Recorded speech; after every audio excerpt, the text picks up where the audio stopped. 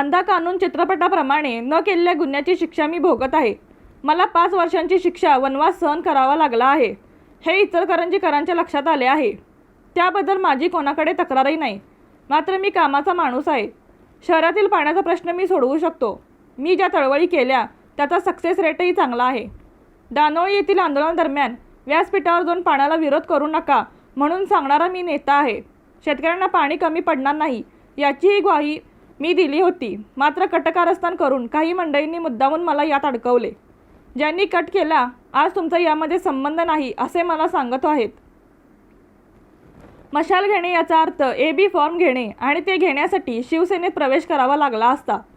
शेतकऱ्यांनी 30 वर्षे मला तळहाताच्या फोडासारखे जपले आहे। माझ्या स्वार्थासाठी त्यांना आणि चळवळीला वाऱ्यावर सोडणे शक्य नव्हते, त्यामुळे मी मशाल हाती घेतली नाही असे शेट्टी यांनी स्पष्ट केले। शेट्टी म्हणाले, माझ्याकडे 200 एकर जमीन असल्याची पोस्ट ज्यांनी व्हायरल केली होती त्यांची राज्यात आणि केंद्रात सत्ता आहे। ED, CBI, इन्कम टॅक्स तसेच आर्थिक गुन्हे अन्वेषण विभाग यांसारख्या संस्था त्यांच्याकडे आहेत। त्यांच्याकडून माझी चौकशी करावी। जनतेला आणि मला पण कळेल की माझ्याकडे किती जमीन आहे। केंद्र आणि राज्यात एकच सरकार आहे। त्यांनी ED मार्फत माझी चौकशी करावी आणि माझ्याकडे असलेल्या जमिनीचा शोध घ्यावा असे आव्हान स्वाभिमानी शेतकरी संघटनेचे नेते राजू शेट्टी यांनी सरकारला दिले। रणनीती न्यूज चॅनलला आजच सबस्क्राइब करा आणि रहा अपडेट।